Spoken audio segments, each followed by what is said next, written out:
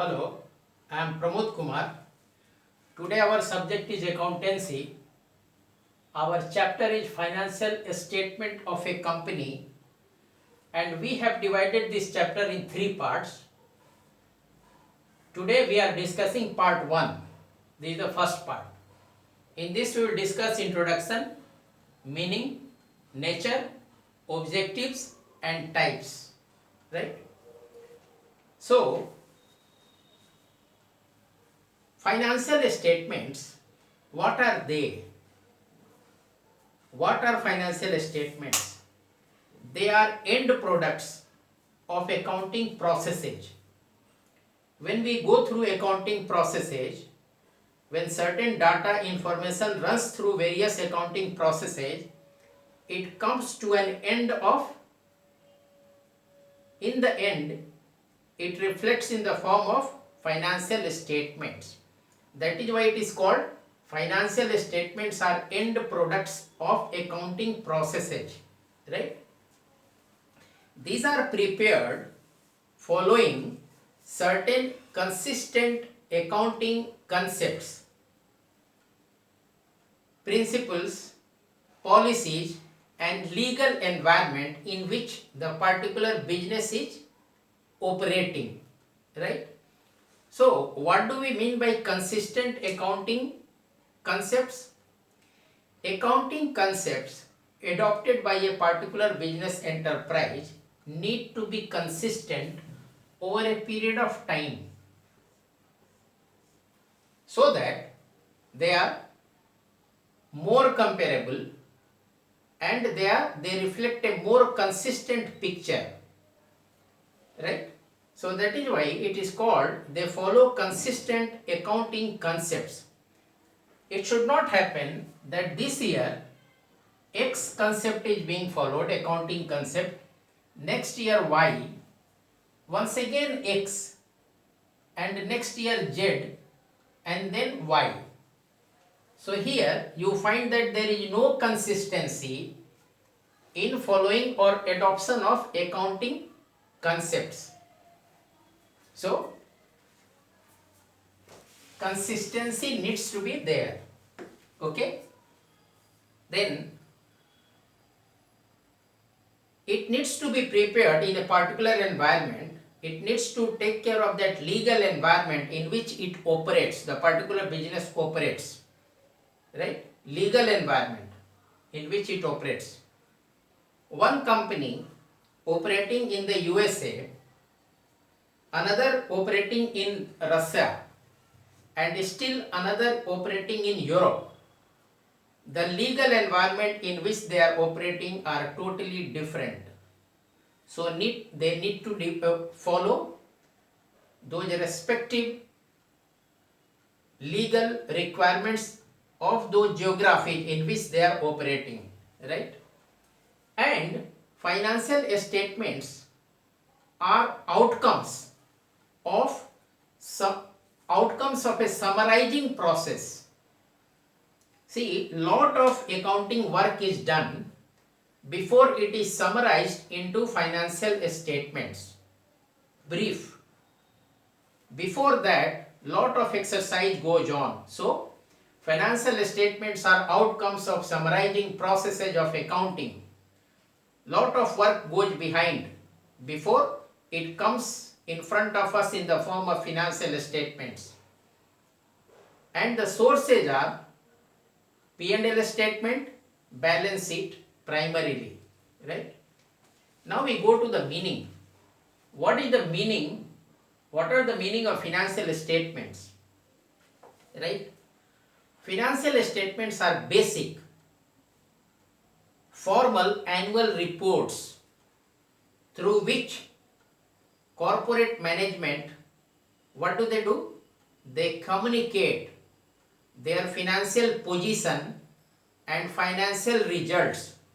Financial position by way of balance sheet, financial results by way of P&L statement to all the stakeholders, to inside as well as outside, employees, investors, shareholders, government, financial regulator tax authorities, all or various analysts, they communicate their financial position and financial results through financial statements, right?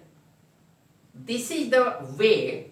Financial statements are the way for the management of a company to communicate with all the other parties concerned regarding the financial position and financial result of their company, right? Balance sheet, through balance sheet they reflect financial position as at the end of a particular date, and through financial result they communicate profit and loss statement during the course of a particular period, say 1 year, one financial year, right? Now we will discuss the nature of financial statements. What are the nature of financial statements? There is a beautiful explanation given in this book. The chronologically recorded facts about events expressed in monetary terms for a defined period of time are the basis for the preparation of periodical financial statements, which reveal the financial position as on a date and the financial results obtained during a period.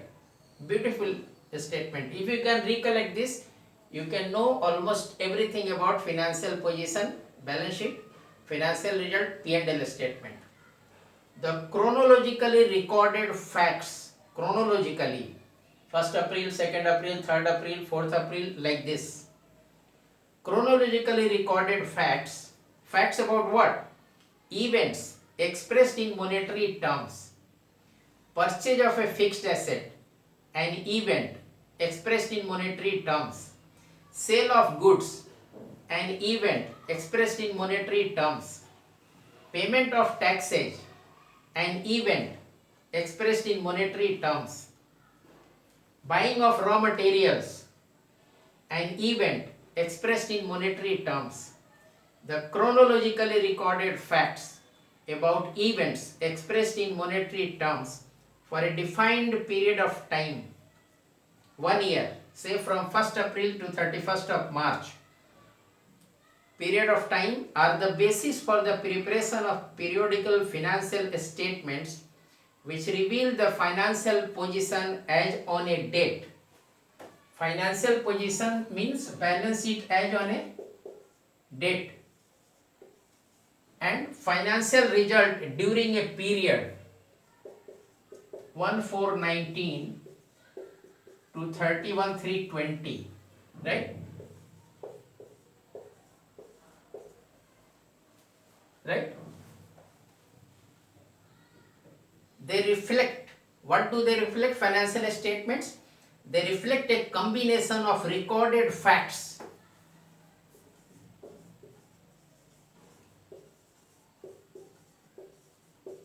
we have already discussed recorded facts in monetary terms, recorded facts, accounting principles,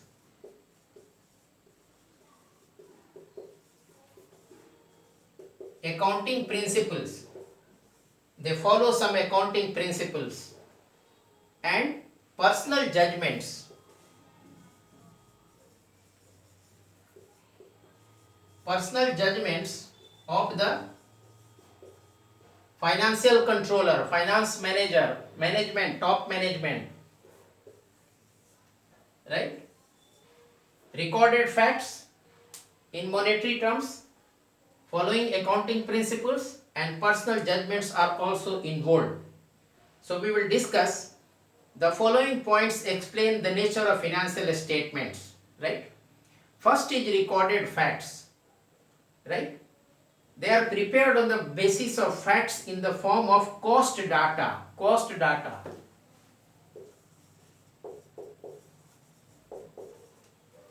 Cost data recorded in the books of accounts, right? The original cost or historical cost is the basis of recording transactions. The original cost or the historical cost, right? Then cash in hand, cash at bank, trade receivables, fixed assets are taken as per figures recorded in the accounting books.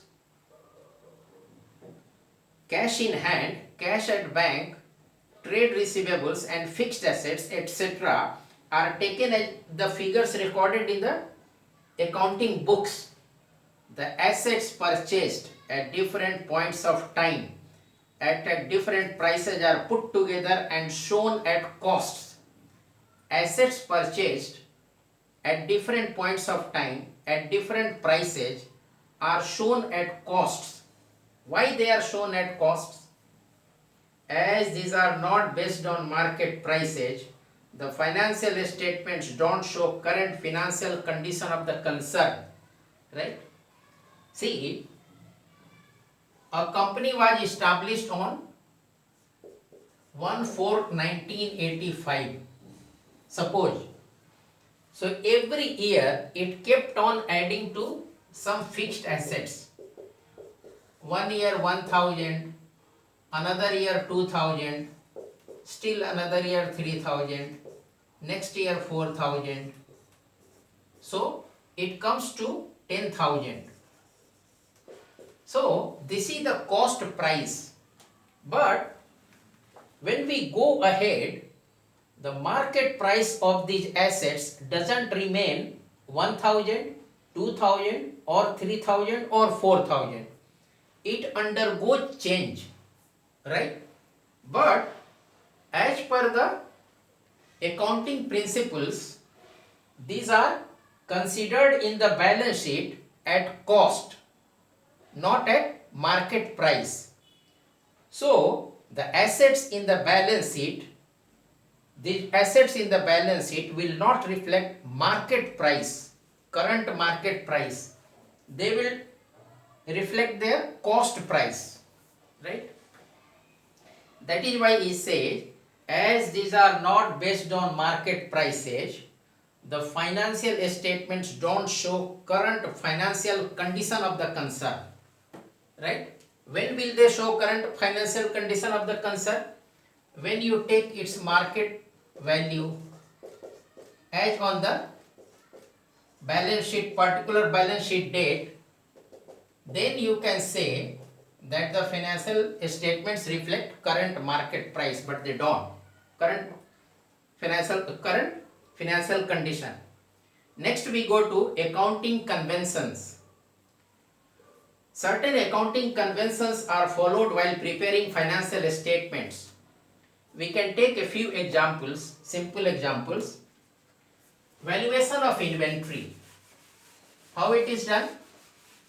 At cost or market price, whichever is lower, right? Valuation of inventory at cost or market price, whichever is lower. Fixed assets at cost less depreciation, that is considered for the balance sheet. Fixed assets, inventory valuation, cost or market price, whichever is lower. Fixed assets, cost minus depreciation for the balance sheet, right?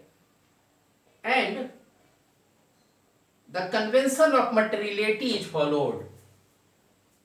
The convention of materiality. What is that? Those items are concerned which have a material impact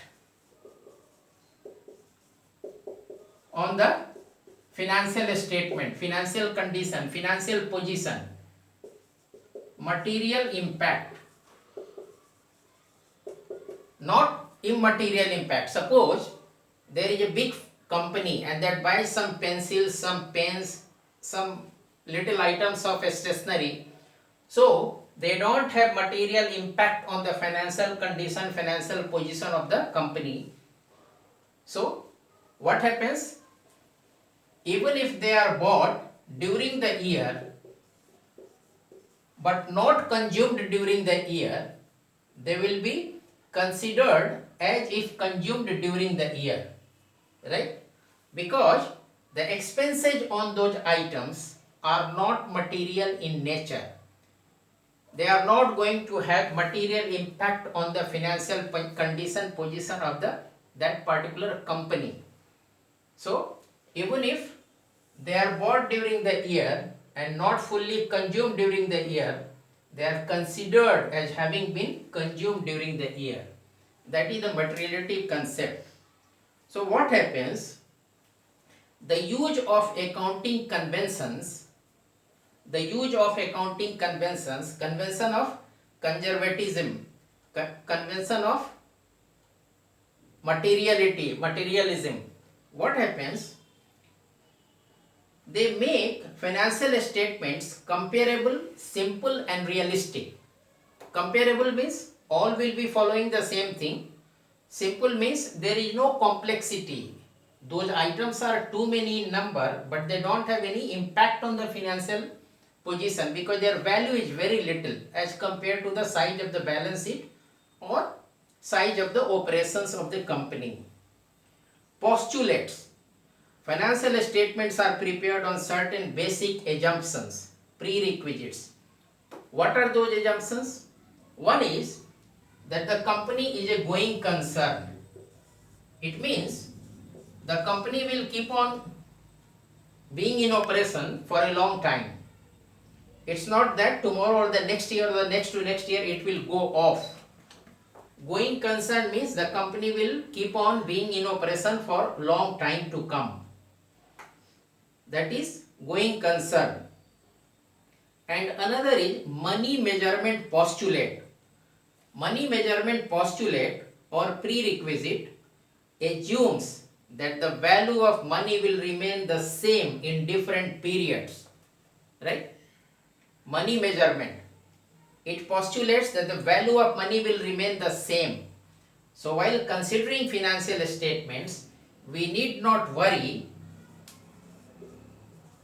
what was the value of money in 2001, what was in 2002 or what was in 2003. We presume, right, that the value of money remains same during these accounting periods. Then going concern, we have discussed that the company will keep on operating for a long period of time. Money measurement, that the value of money will remain the same over a period of time. And realization postulate, right? What is realization postulate? Suppose during financial year 2019-2020, something is sold for 1 lakh rupees. But this money we are going to get over a period of 3 years. 35,000, 35,000 and 30,000. Though we are going to receive the sale proceeds over a period of next 3 years, the sale is considered during the financial year 2019-2020. Sale is booked, sale is considered. It says, while preparing a statement of P&L, the revenue is included in the sales of the year in which the sale was undertaken, even though the sale price may be received over a number of years. Sales made during 1920, 1 lakh, money to come over next 3 years, 35,000, 35,000, 30,000. But it will be considered the sale price may be received over a period of time. Right, but it will be considered sale during 1920. This is called realization postulate. Right. Now we go to personal judgments. Under more than one circumstances, facts and figures presented through financial statements are based on personal opinions, estimates and judgments. On more than one circumstances, personal opinions, judgments and estimates. How it is done? Depreciation is provided taking into consideration the useful economic life of the asset, right? Depreciation, how do we provide depreciation? Suppose I have purchased a machinery for 1 lakh rupees. So how do I start providing depreciation on that? First I will need to know what is the useful life of the machine. If I presume that the useful life of the machine is 20 years, right? So my depreciation per year at SLM will be 5,000 rupees. If I presume the useful life of the asset is 10 years, then my per annum depreciation through SLM will be 10,000 rupees, right? At this depreciation, my profit will be higher. At this depreciation, my profit will be lower. Because here I have made lower provision towards depreciation, here I have made higher provision towards depreciation. Machinery is the same, cost is the same, 1 lakh rupees. Here the assumption is 20 years of useful life, here the assumption is 10 years of useful life. Same machine, same price, right? Depreciation is provided taking into consideration the useful economic life of the fixed asset. Provisions for doubtful debts are made on estimates and personal judgments. Suppose I have sold on credit 1 lakh rupees. I estimate, condition 1, I estimate that 10% of it will go bad. 10,000 will go bad, right? So I make 50% provision this year. So my provision is 5,000 rupees. Another scenario, I estimate that 20% of this will go bad, 20,000 rupees, it will go bad. I make 50% provision, 10,000 rupees provision, right? So here my estimate is that out of the credit receivables, credit receivables, 10% will go bad. So I make 50% provision this year, 5,000 rupees. Another estimate is 20,000 will go bad, 50% provision 10,000. Here I am providing only 5,000. In second scenario I am providing 10,000. Here my profit will be in this case more. In this case my profit will be less because higher provision for towards bad debts has been made, right? Then while deciding either cost of inventory or market value of inventory, many personal judgments are to be made based on certain considerations. Personal opinions, judgments and estimates are made while preparing financial statements to avoid any possibility of overstatement of assets and liabilities or profits. So what does it come to? It comes to the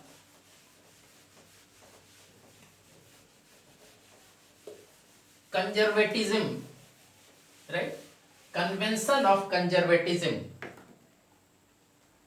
Under convention of conservatism, we need to envisage,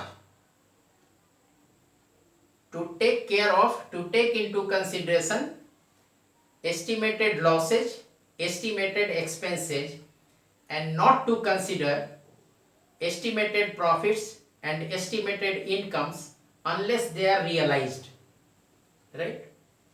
So what does it say? It says personal opinions, judgments and estimates are made while preparing the financial statements to avoid any possibility of overstatement of assets and liabilities, income and expenditure, keeping in mind the convention of conservatism.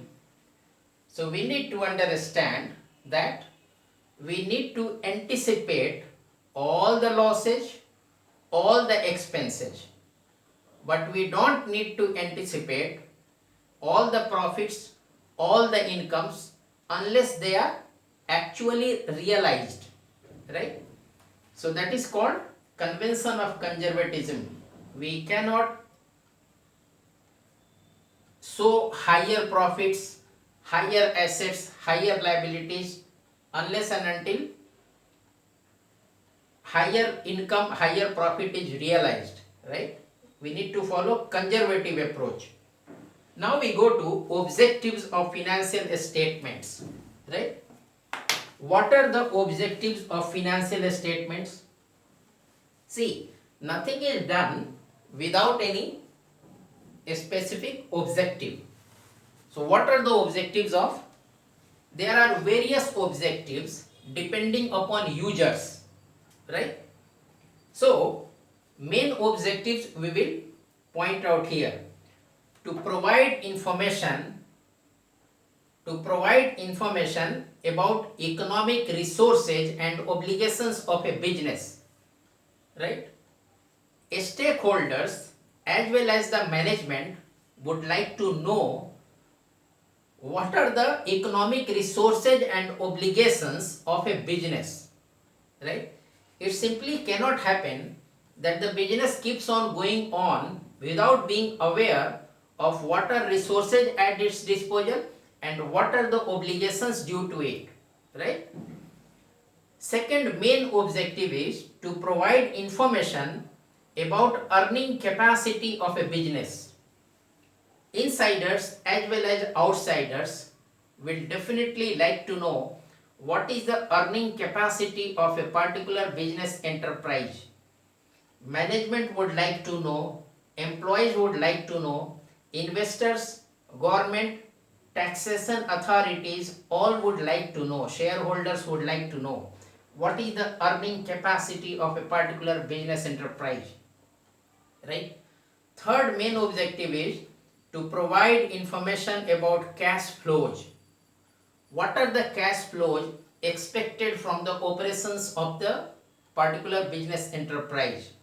Whether they are going to be sufficient to meet the needs of that particular business enterprise, or they are going to be less, or they are going to be more, right? Fourth main objective: to judge effectiveness of management, right? Financial statements, through financial statements we try to know about the effectiveness of management, whether the management is successful in efficient utilization of resources at the disposal of the business enterprise or not. Are resources being wasted? Are resources being utilized? Are resources being optimally utilized? We need to know. That is the objective, one of the objectives. Information about activities of business affecting the society.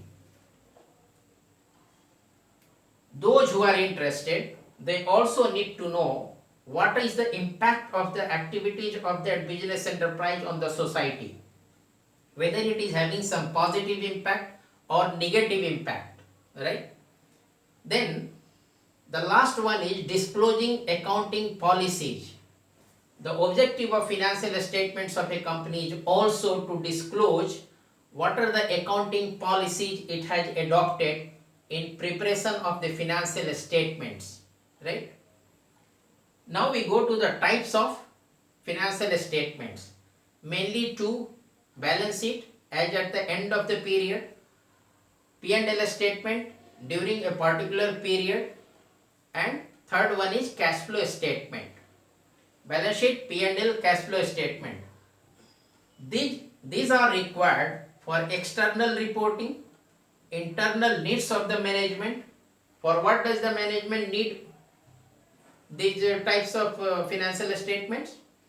For decision making, planning and control. These are the three main activities for which the management needs financial statements: for decision making, planning and control. Every company registered under the Companies Act 2013, every company registered under the Companies Act 2013 shall prepare in accordance with manner prescribed in revised schedule 3 of the Companies Act 2013, right? You should know this, you should remember this. Every company registered under the Companies Act 2013 shall prepare, what they will prepare? Financial statements. In accordance with what? In accordance with manner prescribed in schedule 3 of the Companies Act 2013. Right? So what did we do?